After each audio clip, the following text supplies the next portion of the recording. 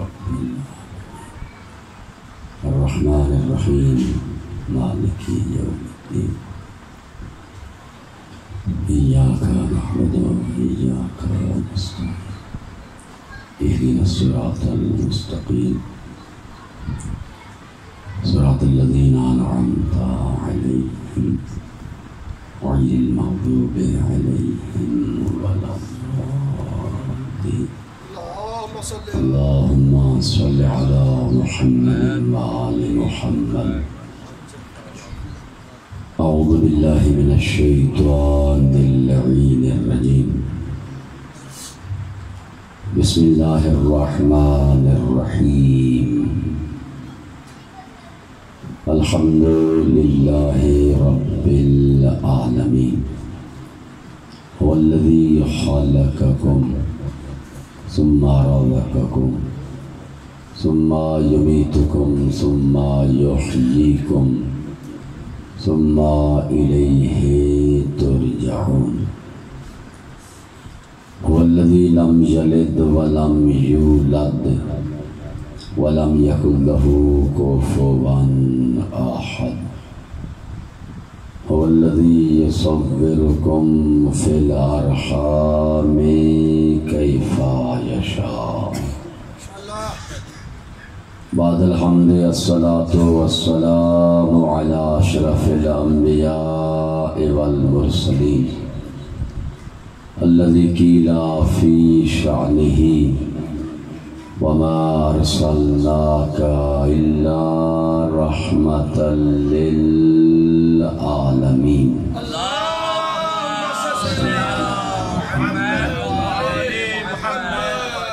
وآله الطيبين الطاهرين المعصومين الذين أذهب الله عنهم الرجس وطهرهم تطهيرا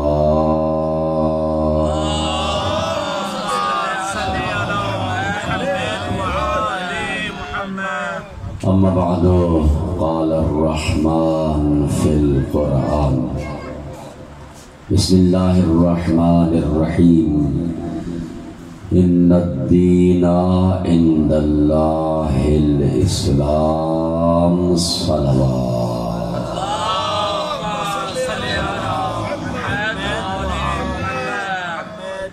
دعا ہے خالق کائنات آپ تمام مومنین کا اس مقام پہ جمع ہونا عظیم عبادت میں شمار فرمائے آمین۔ دنیا کے جس کونے میں عزاداران امام حسین علیہ السلام عزاداری منا رہے ہیں، اللہ رب العزت ان کی جان مال عزت آبرو کی حفاظت فرمائے۔ دعا ہے خالق کائنات اس ذکر کو ہمارے لیے ہمارے مرحومین کے لیے بخشش بلندی درجات شفاعت شفیع یوم جزا حضرت سیدہ فاطمۃ الزہرا سلام اللہ علیہا کی شفاعت کا ذریعہ قرار دیں۔ جتنی مومنین نے اس ذکر کے قائم ہونے میں دامے درہمے سخنے تعاون کر رہے ہیں، اللہ کی ذات ان کی توفیقات خیر میں اضافہ فرمائے۔ جتنی مومنین و مومنات بیمار ہیں، بالخصوص ایک مومن ان کی بچی مریض ہے، انہوں نے دعا کے لیے کہا ہے، امام سجاد علیہ السلام کی بیماری کا واسطہ اللہ رب العزت بیماروں کو شفا یاب فرمائے۔ اس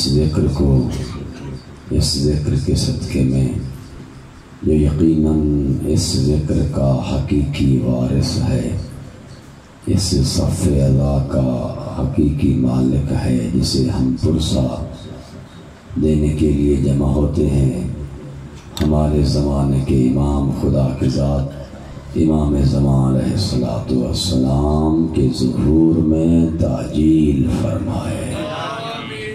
دعاؤں کی قبولیت کے لیے مل کر بلند تر صلوات۔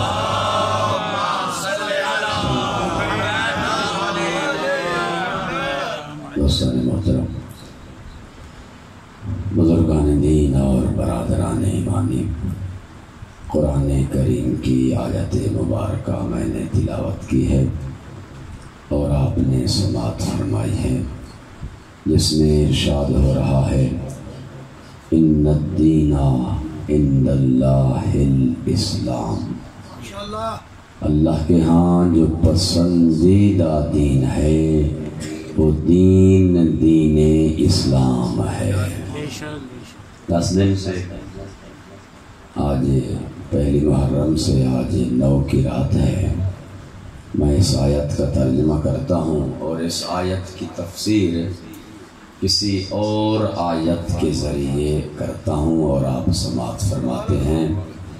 قرآن کریم کی تفسیر کی قسمیں ہیں، ایک تفسیر ہوتی ہے آیت کی تفسیر آیت کے ذریعے، دوسری تفسیر ہوتی ہے آیت کی تفسیر معصوم کے فرمان کے ذریعے۔ جو آیت کی تفسیر معصوم کے فرمان کے ذریعے ہو، اس کو کہا جاتا ہے تفسیر روائی، اور اگر قرآن کی آیت کی تفسیر دوسری آیت کے ذریعے ہو تو اس کو کہا جاتا ہے تفسیر القرآن بالقرآن، یعنی قرآن کی تفسیر قرآن کے ذریعے۔ اللہ کے ہاں پسندیدہ دین اسلام ہے، اور اسی دین اسلام کے لیے خداوند کریم نے ارشاد فرمایا الیوم اکملت لکم دینکم واتممت علیکم نعمتی ورضیت لکم الاسلام دینا۔ آج کے دن میں اللہ نے اپنا دین اسلام پورا کیا ہے، مکمل کر دیا آج کے دن لکم دینکم، دین اسلام کو، ورضیت لکم الاسلام دینا، اور میں اللہ آج دین اسلام سے راضی ہو گیا ہوں۔ آج کی اس مجلس میں ہم نے عرض کرنا ہے کہ کب دین اسلام پورا ہوا، کس عمل کے ذریعے دین اسلام پورا ہوا، اور وہ کون سا عمل تھا جب دین اسلام میں داخل ہوا تو اللہ نے فرمایا آج دین اسلام سے میں راضی ہوں۔ اللہ کے حبیب نے اپنی زندگی میں ایک ہی حج انجام دیا ہے، جو آپ کی زندگی کا پہلا حج بھی تھا اور آخری حج بھی تھا۔ مفسرین لکھتے ہیں اللہ کا حبیب افعال حج انجام دے رہا ہے، یا جبرائیل امین یہ آیتیں لے کے اترے، فَإِذَا فَرَغْتَ، اے میرے محبوب اللہ کا حکم ہے فَإِذَا فَرَغْتَ، جب تو حج سے فارغ ہو جائے، فَانْصَبْ، بغیر کسی فاصلے کے اپنا جانشین نصب کر دے۔ بلند تر صلوات پڑھ دیں۔ اللہم صلی علی محمد وعلی محمد۔ نعرہ تکبیر، اللہ اکبر، نعرہ تکبیر، اللہ اکبر، نعرہ تکبیر، اللہ اکبر، نعرہ رسالت، یا رسول اللہ، نعرہ رسالت، یا رسول اللہ، نعرہ رسالت، یا رسول اللہ، نعرہ حیدری۔ یا علی۔ ہمارے بھائی بشیر جعفری صاحب تشریف لائے ہیں، ان کی شفا یابی اور صحت و سلامتی کے لیے مل کر بلند تر صلوات پڑھ دیں۔ صلی علی محمد وآل محمد۔ یہ سورہ نشرہ ہے۔ فَإِذَا فَرَغْتَ، اے میرے محبوب جب تو حج سے فارغ ہو جائے، فَانْصَبْ، حج سے فارغ ہونے کے بعد اپنا جانشین فوراً نصب کر دے۔ حج سے فارغ ہونے کے بعد دنیا کو بتا دے کہ تیرے بعد تیرا جانشین کون ہے، تیرے بعد تیرے منبر کا وارث کون ہے۔ وَإِلَىٰ رَبِّكَ فَارْغَب، اور میرے محبوب اس کے بعد جب تو اپنا جانشین نصب کر دے، اس کے بعد تو نے اپنے رب کے پاس آنے کی تیاری شروع کر دینی ہے۔ بلند تر صلوات پڑھ دے، صلی اللہ علی محمد وآلہ۔ اپنے حج سے فارغ ہونے کے بعد تو نے جانشین نصب کر دینا ہے، اور اس کے بعد تو نے اپنے رب کے پاس آنے کی تیاری شروع کر دینی ہے۔ یہی وجہ ہے کہ مورخین نے لکھا ہے، اور جن دوستوں کو تاریخ سے شوق ہے اور مطالعہ کرتے رہتے ہیں، ان آیات کے نزول کے بعد پیغمبر اسلام 70 دن اس دنیا میں رہے ہیں، کیونکہ پہلے جو ہے اللہ کی طرف سے اشارہ آ چکا تھا، جانشین نصب کرنا ہے اور تو نے اپنے رب کے پاس آنے کی تیاری شروع کر دینی ہے۔ جبرائیل امین یہ آیتیں لے کے آئے جو سورہ نشرہ کی آیتیں ہیں، اور پیغمبر نے لیں اور اصحاب کرام کو پڑھ کے سنائی۔ اب حج پیغمبر کا پورا ہوا، اور حج پورا کرنے کے بعد مدینہ سے پیغمبر مکہ سے نکلے مدینہ کی طرف، اور مورخین نے لکھتا ہے کہ پیغمبر اس انتظار میں ہیں کسی جگہ پہ پہنچیں، موقع ملے جہاں پر میرے سارے صحابہ کرام جمع ہوں، ان کے سامنے میں انہیں بتا دوں کہ میرے بعد میرا جانشین کون ہوگا۔ اسی انتظار میں ہیں، یا ایک جگہ پہ پہنچے ہیں جس کو کہتے ہیں مقام جوحفہ۔ مقام جوحفہ یہ چہار راہ تھا، چوک تھا، یہاں اس چوک پہ مدینے والے مدینے کی طرف جائیں گے۔ مکہ سے جو لوگ آئے تھے پیغمبر کو خدا حافظ کرنے کے لیے، وہ مکہ کے مسلمان جو مکہ میں تھے، انہوں نے حج کیا، وہ بھی اس جگہ تک مفسرین نے لکھا ہے کہ پیغمبر کے ساتھ آئے تھے کہ مقام جوحفہ پر ہم پیغمبر کو الوداع کر کے واپس آ جائیں گے۔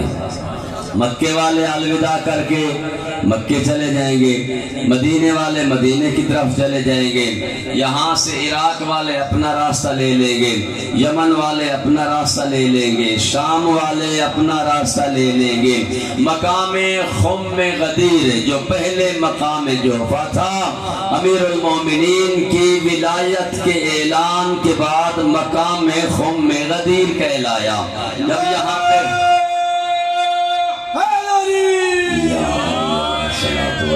اس مقام پر جب پیغمبر اسلام پہنچے ہیں تو پھر جبرائیل امین ایک اور آیت لے کے آ گئے، یا ایھا الرسول بلغ ما انزل الیک من ربک وان لم تفعل فما بلغت رسالتہ۔ اے میرے محبوب، اے میرے رسول پہنچا دے، یا ایھا الرسول، رسول یعنی پیغام پہنچانے والا، اے رسول بلغ تو پہنچا دے، ما انزل وہ حکم جو تیرے رب کی طرف سے تیرے اوپر نازل کیا جا چکا ہے، وَإِن لَّمْ تَفْعَلْ فَمَا بَلَّغْتَ رِسَالَتَهُ۔ اے میرے محبوب، اگر آج تو نے یہ حکم نہ پہنچایا تو تو نے رسالت کا کوئی کام ہی انجام نہیں دیا ہے۔ فَمَا بَلَّغْتَ رِسَالَتَهُ، رسالت مکمل نہیں ہوتی، رسالت کی تبلیغ اس حکم کو پہنچائے ہوئے مکمل نہیں ہوتی۔ مورخین نے لکھا، جبرائیل امین یہ آیت لے کے اترے سورہ مائدہ کی آیت نمبر 67۔ جیسے یہ اترے جبرائیل امین، پیغمبر اسلام نے حضرت بلال کو بلایا اور بلا کے کہا کہ آذان دو، اور اس آذان کے اندر آج کہنا ہے حی علی خیر العمل، آؤ اس عمل کے لیے آج پیغمبر تمہیں وہ عمل تعلیم دینا چاہتے ہیں جو عمل تمہارے تمہارے لیے دنیا میں بھی خیر ہے اور آخرت میں بھی خیر ہے۔ حیا علی خیر العمل، حیا علی خیر العمل کی صدا دی گئی، آذان کی آواز گونجی، حیا علی خیر العمل کی آواز گونجی۔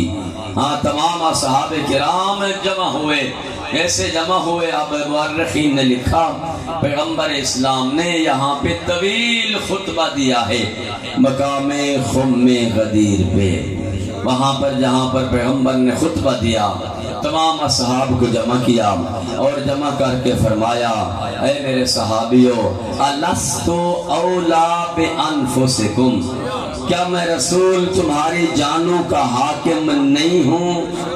قالو، سب نے کہا بلا یا رسول اللہ، اے اللہ کے رسول کیوں نہیں؟ جانیں ہماری ہیں حاکم تو ہے، جانیں ہماری ہیں مالک تو ہے، یہ جانے اور جسم ہمارا ہے، اس پر حکم آپ کا چلتا ہے۔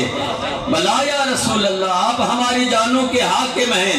تو پیغمبر نے فرمایا انی تارکن فیکم الثقلین، میں تمہارے درمیان دو قیمتی چیزیں چھوڑ کے جا رہا ہوں، کتاب اللہ و اطرتی اہل بیتی، ایک اللہ کی کتاب، دوسرے میری اطرت میرے اہل بیت، ما ان تمسکتم بہما لن تضلوا من بعد ابدا، جب تک اہل بیت اور قرآن کا دامن تھامے رہو گے میرے بعد قیامت تک گمراہ نہیں ہوں گے۔ یعنی اگر گمراہی سے بچنا چاہتے ہو اور راہ ہدایت پہ چلنا چاہتے ہو تو قرآن بھی لے لو اور اہل بیت کو بھی لے لو۔ جس نے فقط قرآن لیا اور اہل بیت کو چھوڑا وہ بھی کامیابی کے راستے پہ نہیں ہے، وہ بھی گمراہی سے نہیں بچ سکتا، اور جس نے فقط اہل بیت لیے اور قرآن کو چھوڑ دیا وہ بھی کبھی راہ مستقیم پہ نہیں چل سکتا۔ راہ مستقیم پہ چلنے کے لیے اور گمراہی سے بچنے کے لیے ضروری ہے کہ بندہ قرآن کو بھی لے اور اہل بیت کا دامن بھی تھامے رہے۔ فرمایا میں کتاب اور اپنے اہل بیت چھوڑ کے جا رہا ہوں، اور دے کر فرمایا میرے صحابہ انظروا الیہ، اصحاب کرام کو فرمایا میری طرف دیکھو۔ اصحاب کرام نے دیکھا شدت کی گرمی تھی، مفسرین نے لکھا ہے جیسے دیکھا سامنے سورج تھا، آنکھیں نیچے کی، رومال باندھے ہوئے تھے۔ پیغمبر نے فرمایا اقلبوا ثیابکم، اپنے رومالوں کو اتار دو، ایسا نہ ہو کہ تمہاری آنکھوں کے سامنے رومال ہوں اور میں اعلان کروں، بعد میں قیامت کے دن کہو ہم نے آواز تو سنی تھی پتہ نہیں تھا کہ بلند کس سے کیا تھا۔ نعرہ تکبیر، اللہ اکبر، نعرہ رسالت، یا رسول اللہ، نعرہ حیدری۔ اقلبوا ثیابکم، فرمایا اپنے رومال اتارو۔ جب رومال اتر گئے فرمایا انظروا الیہ، اب اصحاب کرام رضوان اللہ تعالی نے، مفسرین نے لکھا ہے پیغمبر نے فرمایا میری طرف دیکھو۔ 14 برادران اہل سنت کی تفسیروں کے حوالے میں دے سکتا ہوں اس اعلان غدیر کے، شیعہ تفسیروں کے علاوہ 14 برادران اہل سنت کی تفسیریں، جن میں سے سب سے بڑی تفسیر الکبیر امام فخر الدین رازی نے لکھی ہے، انہوں نے بھی اس آیتوں کی تفسیر کی ہے۔ در منصور میں علامہ جلال الدین سیوطی نے بھی کی ہے، ظلال القرآن نے بھی یہی تفسیر کی ہے۔ اس کے علاوہ 14 تفسیریں موجود ہیں، جس نے جو ہے مراجعہ کرنا ہو تفسیر نمونہ آیت اللہ ناصر مکارم شرازی دامت برکاتہ کی، وہاں پہ 14 تفسیروں کے حوالے بھی موجود ہیں برادران اہل سنت کے، کہ انہوں نے یہ اعلان لکھا ہے، یہ آیتیں لکھی ہیں اور فرمایا ہے کہ اس کی تفسیریں یہ ہیں۔ فرمایا انظروا الیہ، اب میری طرف دیکھو۔ جب تمام اصحاب کرام پیغمبر کی طرف دیکھنے لگے پیغمبر نے علی کو بلایا اپنے قریب بلا کے منبر پہ چڑھایا اور علی کا ہاتھ تھام کے بلند کیا، اتنا بلند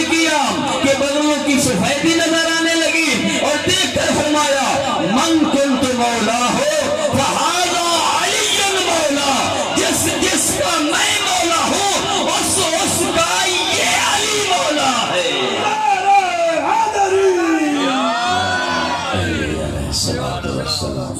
جب اعلان ہو گیا پیغمبر اسلام کی طرف سے جس کا میں مولا ہوں اس کا علی مولا ہے۔ اب پیغمبر نے اس کے بعد دعا کی اللہم والی من والا ہو وعاد من عادا ہو، اے اللہ تو اسے دوست رکھ جو علی سے محبت کرے، اے اللہ تو اس سے دشمنی رکھ جو علی سے دشمنی رکھے۔ تو یہ تو مقام خم غدیر سے یہ بات طے ہو چکی ہے، روز روشن کی طرح واضح ہے، پیغمبر اسلام کی اس دعا سے واضح ہو چکا ہے کہ جو بھی علی سے محبت کرتا ہے خدا اسے دوست رکھتا ہے، جو علی کا دشمن ہے حقیقت میں وہ اللہ کا دشمن ہے۔ علی علیہ السلام۔ اور پھر پیغمبر اسلام مورخین نے بیان فرمایا ہے، اور علامہ آیت اللہ امینی صاحب نے الغدیر کتاب لکھی ہے، فارسی میں 11 جلدوں میں لکھی ہے۔ پیغمبر نے اعلان کیا ہے، اعلان کرنے کے بعد پھر بھی پیغمبر تاکید فرما رہے تھے، اور وہاں پر انہوں نے اصحاب کرام میں سے 10 صحابیوں کے نام بھی درج کیے ہیں رضی اللہ تعالی عنہم، کہ ان کو پیغمبر نے اٹھا کے کہا کہ جس طرح میں کہہ رہا ہوں من کنت مولا ہو فہذا علی مولا، تم بھی کہو علی مولا، یا تم بھی کہو کہ علی میرا مولا ہے۔ 10 صحابہ کرام کو پیغمبر نے اس مجمع سے کھڑا کیا اور ان سے یہ اقرار لیا، اور مفسر لکھتے ہیں، علامہ شہنشاہ نقوی بھی اس چیز کو تذکرہ کر رہے تھے، لکھتے ہیں کہ پھر بھی پیغمبر مطمئن نہ ہوئے، بلکہ 1,40,000 کا مجمع جو تھا پیغمبر نے سب کو کہا دونوں ہاتھ بلند کر کے آج مقام خم غدیر میں تم میں سے میرا ہر صحابی یہ کہے کہ علی مولا، یا علی میرا مولا ہے، علی میرا مولا ہے، علی اور ہم بلند کر کے سارے نعرہ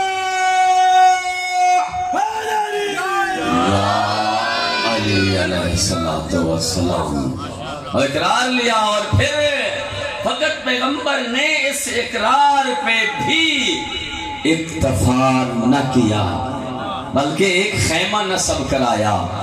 اس خیمے کے دروازے پر پیغمبر اسلام صلی اللہ علیہ وآلہ وسلم نے کرسی لگائی، خود کرسی پہ بیٹھے، خیمے میں امیر المومنین حضرت علی ابن ابی طالب علیہ السلام کو بیٹھایا، اور اپنے صحابہ میں سے ہر صحابی کو حکم دیتے کہ ادھر سے آؤ، میری طرف سے خیمے کے اندر داخل ہو جاؤ، جا کے علی کو مبارک دو کہ علی مولا ہیں۔ دوسری طرف سے خارج ہو جاؤ، تمام اصحاب کرام صف میں کھڑے ہوئے ہیں، پیغمبر کرسی پہ بیٹھے ہوئے ہیں، امیر المومنین خیمے میں بیٹھے ہوئے ہیں، ہر صحابی آتا ہے پیغمبر کو سلام کرنے کے بعد خیمے میں چلا جاتا ہے، امیر المومنین کی مولائیت پہ علی کو مبارک دیتا ہے، ہر صحابی مبارک دیتا آیا، اور ایک صحابی کی جب باری آئی وہ آگے بڑھا اور اس نے بڑھ کے کہا بخن لکاؤ یبن ابی طالب انت مولایا و مولا کل مومن و مومنت، تجھے مبارک ہو، تجھے مبارک ہو اے علی فرزند ابو طالب، آج کے بعد تم میرا مولا بھی ہے، ہر مومن مرد اور عورت کا بھی تو مولا ہے۔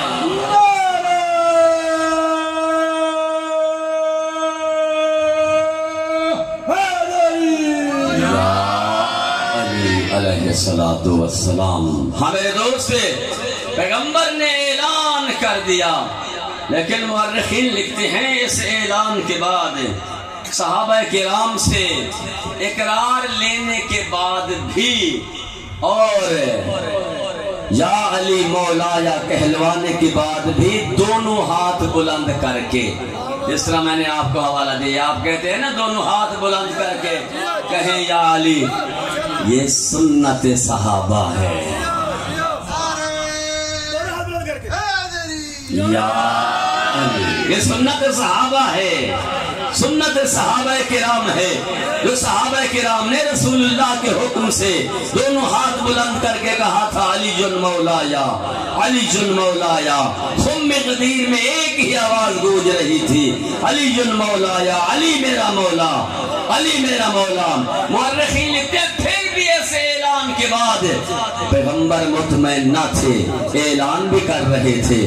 پیغمبر خم غدیر کے بانی کی طرف بھی سر اٹھا اٹھا کے دیکھ رہے تھے کہ آیا میرا بانی مجھ سے راضی ہے یا نہیں ہے۔ جس نے میری ذمہ داری لگائی ہے کہ میں اعلان کروں، میں نے اعلان کر دیا ہے، آیا میرا بانی مجھ سے راضی ہے یا نہیں۔ بانی جب راضی ہوتا ہے نا، وہ خطیب کو داد دیتا ہے۔ پیغمبر بار بار دیکھ رہے ہیں، اعلان کے بعد آیا میرا بانی مجھ سے راضی ہوا ہے یا نہیں۔ میں آپ سے سوال کرتا ہوں، پیغمبر کو اللہ نے داد دی یا نہیں دی؟ مقام خم غدیر میں بار بار دیکھ رہے ہیں، اعلان بھی کر رہے ہیں، امیر المومنین کے لیے بیعت بھی لے رہے ہیں، سب کو علی کی مولایت کا اقرار بھی کر رہے ہیں، طویل خطبہ بھی دے دیا اور مولایت کا اعلان بھی کر دیا۔ اور مورخین نے لکھا آسمان کی طرف بھی دیکھتے ہیں کہ میرا مالک مجھ سے راضی ہے یا نہیں۔ اللہ نے ایسے داد دی، جبرائیل امین آیت لے کے اترے، الیوم اکملت لکم دینکم واتممت علیکم نعمتی ورضیت لکم الاسلام دینا۔ آج علی کی ولایت کے ساتھ میرا دین پورا ہوا، میری نعمتیں مکمل ہوئے اور میں تم سے راضی ہو گیا۔ علی علیہ السلام وہ شے جس پہ دین مکمل ہوا ہے۔ میں نے پہلے عرض کی ہے کہ ہمارا جو ہے وہ اس عشرے کا موضوع رہا ہے دین اسلام۔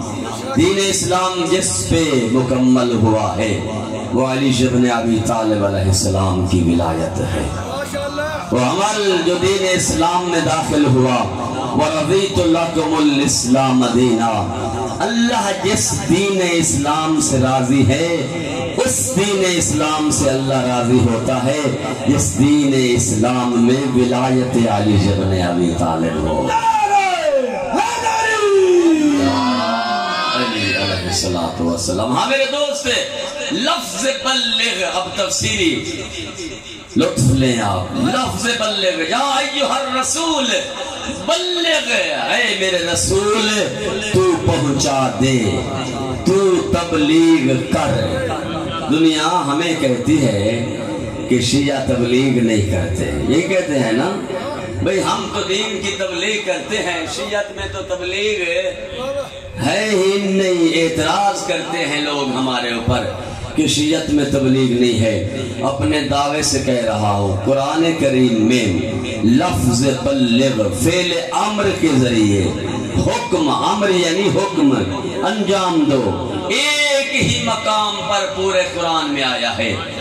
یا ایھا الرسول بلغ، اے رسول تو تبلیغ کر دین کی، اے رسول تو پہنچا دے۔ تو واضح ہوا قرآن تبلیغ کسے کہتا ہے، اور رسول نے کیا تبلیغ کی؟ کیا تبلیغ تھی رسول کی جو رسول نے پہنچائی؟ تبلیغ یہ تھی رسول کریم نے اپنے اصحاب کرام کو جمع کیا اور انہیں جمع کر کے علی کے فضائل سنائے، علی کی حاکمیت کا اعلان کیا، علی کی ولایت کا اعلان کیا۔ تو طے ہوا کہ اللہ کے نزدیک تبلیغ ہوتی ہے مجمع کو جمع کرنا اور ان کو علی کی مولایت کا اعلان سنانا۔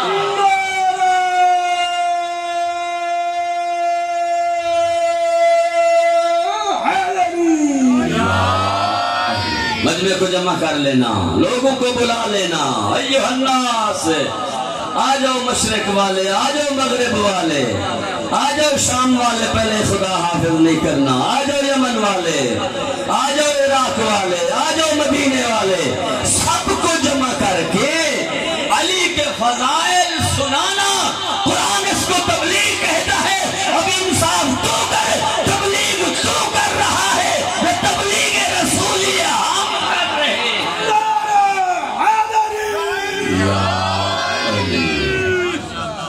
कुंत मौला हो फहादा अली मौला। फरमाया हैया अला खैरिल अमल, ऐलान हुआ हैया अला खैरिल अमल, और उस अमल के लिए जो तुम्हें आज अल्लाह का रसूल अल अमल तालीम दे रहा है, वो दुनिया में भी तुम्हारे लिए खैर है और आखिरत में भी, यानी अली अली करना तुम्हारे लिए खैर है, खैर है ये तुम्हारे लिए। यही वजह है आप पूछें मुअर्रिखीन से और मुफस्सिरीन हदीस से कि जब आप कहते हैं ना किसी मोमिन मर्द या किसी मोमिना औरत का जनाजा रखा हुआ हो और आप वहाँ पे चौथी तकबीर के बाद एक दुआ पढ़ते हैं, अल्लाहुम्मा इन्ना ला नअलमु मिन्हु इल्ला खैरा, ऐ अल्लाह हम इससे कुछ नहीं जानते, इतना जानते हैं ये खैर पर था। और ये दुआ ये भी तय है, ये दुआ उसके जनाजे पे पढ़ी जाती है जिसने गदीर खुम के ऐलान को सुन के लब्बैक या अली कहा।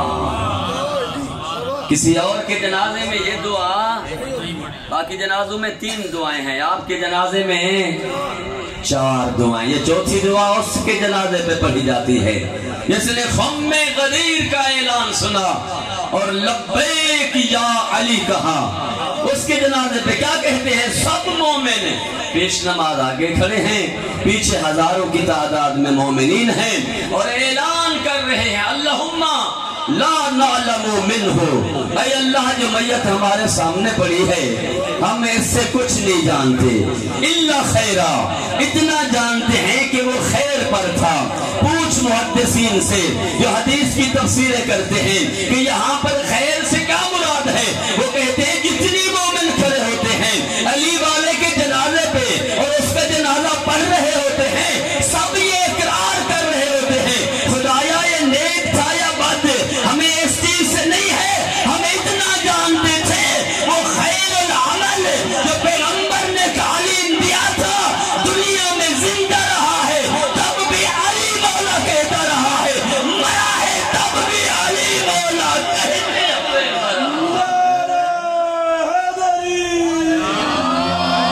अली अलैहिस्सलातु वस्सलाम। मुअर्रिखीन ने लिखा पैगंबर ने ऐलान किया, आयत नाजिल हुई, ऐलान होने के बाद पैगंबर पहुंचे मदीने, 3 आयतें मैंने पढ़ी हैं मकाम खुम में गदीर की, 2 आयतें बाकी रहती हैं इनका तर्जुमा और तफसीर। पहुंचे हैं मदीने, एक शख्स हारिस बिन नौमान फुहरी जिसे पता चला कि पैगंबर इस्लाम ने अपने बाद अपने भाई अली को वसी और जानशीन बना दिया है। वो अपनी नाका पे बैठा और आया पैगंबर के पास, पैगंबर मस्जिद नबी में बैठे हुए हैं और आकर कहा, ऐ अल्लाह के हबीब तूने कहा ला इलाहा इल्लल्लाह पढ़ो, हमने ला इलाहा इल्लल्लाह पढ़ लिया। तूने कहा मोहम्मदुर रसूलुल्लाह पढ़ो, हमने तुझे अल्लाह का रसूल माना और हमने मोहम्मदुर रसूलुल्लाह भी पढ़ लिया। तूने नमाजों का हुक्म दिया, हम नमाजें पढ़ने लगे। तूने रोजों का हुक्म दिया, हम रोजे रखने लगे। तूने हज का हुक्म दिया, तेरे साथ हज भी किया सहाब ने। तूने ज़कात का हुक्म दिया, हमने अपने माल से ज़कातें दी। तूने खुम्स का हुक्म दिया, हमने अपने माल से खुम्स दिया। तूने जिहाद का हुक्म दिया, हमने जिहाद। तूने कुल्ला अस्अलुकुम अलैहि अजरन इल्लल मवद्दत फिल कुर्बा के साथ किस लिए तूने तवल्ला चाहा, हमने तेरी आल के साथ मवद्दत रखने लगे, मोहब्बत। जो जो तू कहता गया, तूने कहा जन्नत है, हमने देखी न थी, हमने कहा है। तूने कहा जहन्नम है, हमने देखी न थी, मान लिया है। तूने कहा फरिश्ते हैं, हमने देखे नहीं, मान लिए कि हैं। तूने कहा हुर गलमान है, हमने देखे नहीं लेकिन मान लिए। जो जो तू कहता गया हम मानते गए। अब اب جانے سے پہلے اپنے بھائی علی کو تو ہمارے اوپر مسلط کر کے جا رہے ہو، احاذ الحکم من کا ام من ربک، اتنا بتا یہ جو تو نے علی کی مولائیت کا اعلان کیا ہے اور من کنت مولا ہو فہذا علی مولا کا اعلان کیا ہے، یہ حکم تیری طرف سے تھا یا تیرے رب کی طرف سے تھا؟ پیغمبر نے فرمایا ھذا من امر ربی، اور آیت پڑھ کے سنا دی یا ایھا الرسول بلغ ما انزل الیک من ربک، وہ حکم پہنچا دے جو تیرے رب کی طرف سے تیرے اوپر نازل کیا گیا ہے۔ اس نے کہا اگر یہ حکم ہے تیرے رب کی طرف سے تھا، سورہ معارج کی آیتیں سأل سائل بعذاب واقع، سائل نے آ کر عذاب کے واقع ہونے کا سوال کیا، اگر یہ حکم ہے علی کی ولایت کا، علی کی امامت کا، علی کی خلافت کا، علی کی مولائیت کا، علی کی جانشینی کا تیرے رب کی طرف سے تھا تو خدا کو کہو میرے اوپر عذاب نازل کرے۔ قرآن کہتا ہے ایک پتھر گرا اس دشمن علی کے سر میں لگا، جسم کے دو ٹکڑے ہوئے، وَلَيْسَ لَهُ دَافِعٌ، اس عذاب سے اسے کوئی بچانے والا نہ تھا۔ دشمن علی اس دنیا میں بھی فنار ہوا اور آخرت میں بھی نار میں گیا۔ یا علی علیہ السلام۔ بس ایک حدیث مبارکہ آپ کی خدمت میں، کیونکہ اس عشرے میں نے احادیث جو ہے وہ تلاوت نہیں کی ہیں پیغمبر اسلام کی۔ مولا علی کو ماننا یعنی پہلے میں نے عرض کیا الست اولا بانفسکم، کیا میں تمہاری جانوں کا حاکم نہیں ہوں؟ قالوا بلا، سب نے کہا اے اللہ کے رسول تو ہماری جانوں کا حاکم ہے۔ علی کو مولا ماننا یعنی علی کو اپنی جان کا حاکم ماننا، علی ہماری جانوں کا حاکم ہے، یعنی ہمارا ہر کام امیر المومنین کے حکم کے مطابق ہوگا۔ جو بھی ہم کام کریں گے اس دنیا میں، چاہے عبادت ہو، چاہے عزاداری ہو، چاہے گریہ ہو، چاہے ماتم ہو، چاہے بقا ہو، چاہے نمازیں ہوں، چاہے روزے ہوں، جو کچھ بھی کرنا ہے ہم نے علی کے حکم کے مطابق کرنا ہے اور ان کی سیرت پہ چلتے ہوئے کرنا ہے۔ پیغمبر اسلام صلی اللہ علیہ وآلہ وسلم مل کر بلند تر صلوات پڑھ دیں۔ فرمایا اذا ظہرت فی امتی 10 خصال، فرمایا جب میری امت میں 10 برائیاں پیدا ہو جائیں عاقبہم اللہ ب10 عذاب، اللہ کی ذات انہیں 10 قسم کے عذابوں میں مبتلا کر دے گی۔ جب میری امت میں 10 برائیاں پیدا ہو جائیں، 10 گناہ پیدا ہو جائیں، ان 10 برائیوں اور 10 گناہوں کے بدلے میں خدا کی ذات انہیں 10 عذابوں میں مبتلا کر دے گی۔ پہلا عذاب، پہلا گناہ، فرمایا اذا قلل الدعاء، جب میری امت کے لوگ دعائیں کم کریں گے، نزل البلاء، آسمان سے مصیبتیں نازل ہوں گی۔ آج ہمارے پاس دعا کرنے کا وقت ہی نہیں ہے۔ صحیفہ کاملہ کون پڑھتا ہے؟ اس کی دعائیں کون پڑھتا ہے؟ نہج البلاغہ کون پڑھتا ہے؟ نماز کے بعد فوراً نماز ختم ہوئی، اگر مولانا صاحب نے کچھ دعا لمبی کی تو فوراً نمازی نے سجدہ کیا اور چلے گئے۔ نماز یعنی اپنے لیے بھی دعا کرنے کے لیے ہمارے پاس وقت۔ اذا قلل الدعاء، فرمایا جب یہ برائی پیدا ہو جائے میری امت کے لوگوں میں اور جس میں یہ ہو کہ دعا کم کرتا ہو، دعا کم مانگتا ہو اللہ سے، خدا نے حکم دیا ہے ادعونی استجب لکم، او میرے بندے تو مجھ سے مانگ میں کیسے تجھے عطا کرتا ہوں۔ اب دعا مانگتے نہیں ہیں، آسمانی بلائیں مصیبتیں آسمان سے نازل ہو کے ان کے اوپر گریں گی۔ فرمایا اذا تارک الصدقات کثرت الامراض، فرمایا جب میری امت کے لوگ صدقہ دینا چھوڑ دیں گے، غریب فقیر کو صدقہ دینا ترک کر دیں گے، کثرت الامراض بیماریاں زیادہ ہو جائیں گی، ایسی بیماریاں ہو جائیں گی کہ انسان کو پتہ بھی نہیں چلے گا، نئی نئی بیماریاں آ رہی ہیں، نئی ایک ختم ہوتی ہے دوسری، وہ ختم ہوتی ہے تیسری۔ یہ کس لیے ہے؟ یہ ہماری وجہ سے ہے کہ ہم نے صدقات دینے ترک کیے، بیماریاں اذا منعوا الزکات۔ تیسری چیز فرمایا جب میری امت کے لوگ زکوٰۃ دینا ترک کر دیں، چھوڑ دیں، منع کر دیں، زکوٰۃ غرباء، فقراء، مساکین، بیوگان، یتیم بچوں کا حصہ ہے جو اللہ نے آپ کے مال میں رکھا ہے۔ آپ کے مال میں خدا نے یتیم بچوں کا حصہ، بیوگان کا حصہ، غریبوں کا، فقیروں کا، مسکینوں کا، مؤلفۃ القلوب کا، ان لوگوں کا حصہ رکھا ہے آپ کے مال میں، اسے ادا کرنا ہے۔ زکوٰۃ واجب ہے اور خود قرآن کریم کے اندر موجود ہے۔ زکوٰۃ اس لیے واجب کی گئی ہے تاکہ تمہارا مال پاک ہو جائے۔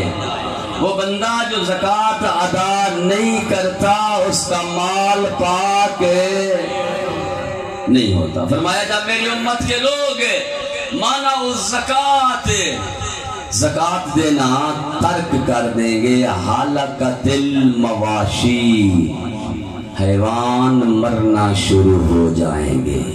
یہ 1 سال پہلے حیوانوں میں بیماری پڑی، کتنا لوگ پریشان تھے، حیوان مر رہے تھے، حیوان مرنا شروع ہو جائیں گے، حیوانوں میں بیماریاں آ جائیں گی۔ وَمُنِعَتِ الْأَرْضُ مِنْ ثِمَارِهَا وَبَرَكَاتِهَا، فرمایا جب میری امت کے لوگ زکوٰۃ نہ دیں تو زمین منع کر دی جائے گی اپنی برکتیں عطا کرنے سے۔ بلند تر صلوات پڑھ دیں، صلی اللہ علیہ محمد وآلہ محمد، پھر بھی مل کے بلند تر صلوات پڑھ دیں، صلی اللہ علیہ محمد وآلہ محمد، بآواز بلند صلوات پڑھ دیں، صلی اللہ علیہ محمد وآلہ محمد۔ نعرہ تکبیر، اللہ اکبر، نعرہ رسالت، یا رسول اللہ، نعرہ حیدری، اذا کثر الربا کثرت الزلازل، فرمایا جب میری امت میں ربا، سود جیسی بیماری پیدا ہو جائے، میری امت کے لوگ سود لینا دینا شروع کر دیں، اس وقت زلزلے زیادہ ہوں گے۔ وَإِذَا نَقَضُوا الْعَهْدَ ابْتَلَاهُمُ اللَّهُ بِالْقَتْلِ، فرمایا جب میری امت کے لوگ وعدہ توڑنا شروع کریں، وعدہ خلافی ان میں زیادہ پائی جائے، ابتلاہم اللہ بالقتل، اللہ کی ذات انہیں قتل کے عذاب میں مبتلا کر دے گی، قتل و غارت زیادہ ہو جائے گا۔ اذا کثر الزنا کثرت فیہم موت المفاجات، فرمایا جب میری امت میں زنا جیسی بیماری عام ہو جائے اس وقت اچانک موتیں زیادہ ہوں گی۔ اذا طففوا القیل اخذہم اللہ بالسنین، فرمایا جب میری امت کے لوگ تول ناپ میں کمی کرنے لگے، حدیث کا موضوع تو آپ کی یاد ہے کہ جب میری امت میں 10 برائیاں پیدا ہوں گی اللہ کی ذات انہیں 10 عذابوں میں مبتلا کر دے گی۔ اذا طففوا الکیل، فرمایا جب میری امت کے لوگ تول ناپ میں کمی کرنے لگ جائیں، اخذہم اللہ بالسنین، اللہ کی ذات ان سے ڈبل لے گی، بیماریوں کی صورت میں، مال کے ضائع ہونے کی صورت میں، عذاب کی صورت میں۔ آگے فرمایا اذا حکموا بخلاف ما انزل اللہ، فرمایا جب میری امت کے لوگ خدا کے حکم کے خلاف فیصلے کریں گے، صلت اللہ علیہم عدوہم، حکم خدا کے خلاف، فیصلہ قرآن کے خلاف، فیصلہ نبی کی حدیث کے خلاف، حکم خدا کے خلاف جب فیصلے ہوں گے، صلت اللہ علیہم عدوہم، فرمایا اللہ کی ذات ان پر دشمنوں کو مسلط کر دے گی۔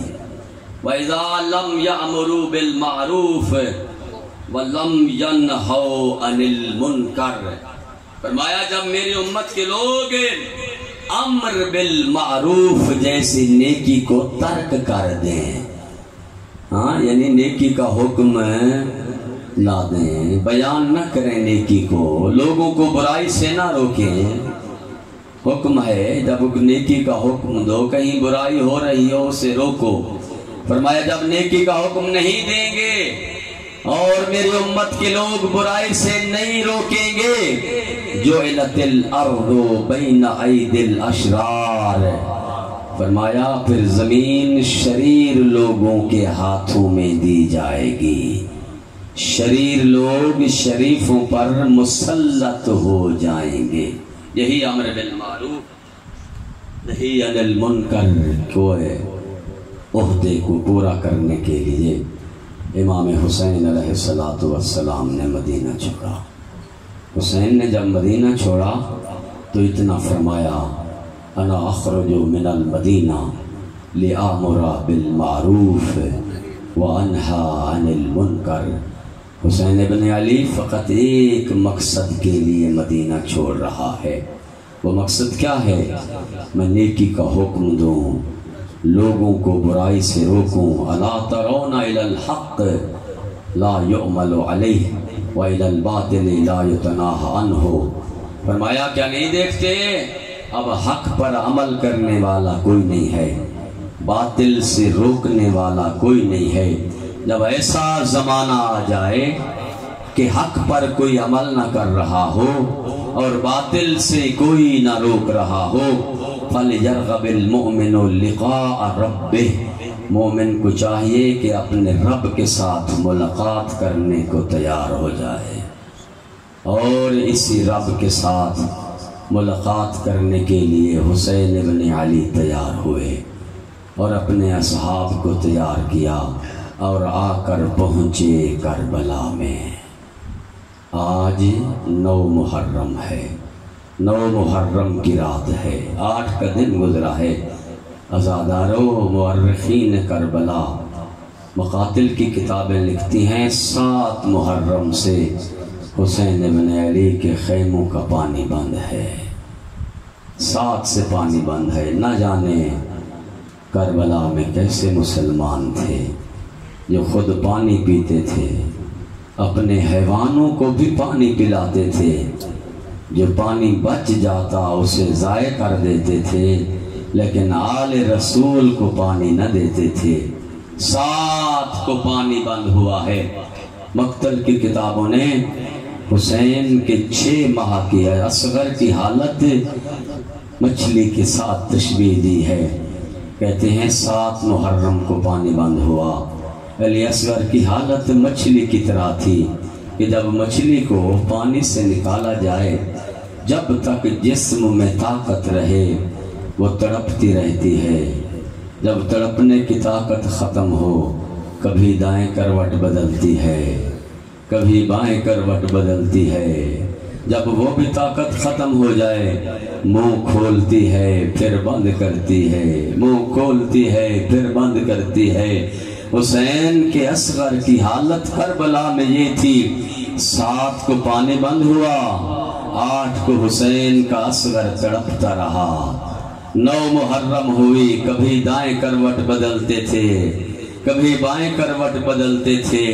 جب 10 محرم ہوئی، حسین کے 6 ماہ کے اصغر کی حالت یہ تھی، پیاس کی شدت سے منہ کھولتے تو بند نہ کر سکتے تھے، اگر بند کرتے تو پھر کھول نہ سکتے تھے۔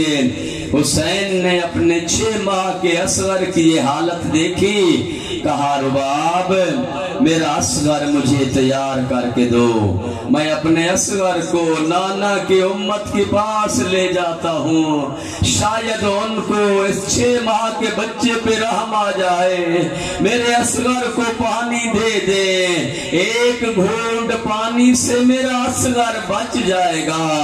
ہاں عزاداروں، روایتیں کہتی ہیں رباب نے تیار کیا، حسین نے اصغر کو ایسے اٹھایا جس طرح قاری قرآن اٹھاتا ہے، اور چلے مقتل کی طرف، اور جا کے کہا اے فوج اشقیا، اگر تمہاری نظروں میں تمہارا گناہگار ہوں تو میں ہوں، یہ میرا 6 ماہ کا اصغر، اس کا کیا قصور ہے؟ وہ اس کی ماں کا دودھ خشک ہو گیا ہے، اگر ہو سکے تو ایک گھونٹ پانی دو، وہ شاید میرا اصغر اس سے بچ جائے۔ عزادارو، یہ ظالم کہتے ہیں حسین پیاس خود کو لگی ہے، بہانے بچے کے بناتے ہو، دیکھ کر کہا میرے بیٹے اصغر تو فخر عیسیٰ ہے، عیسیٰ نے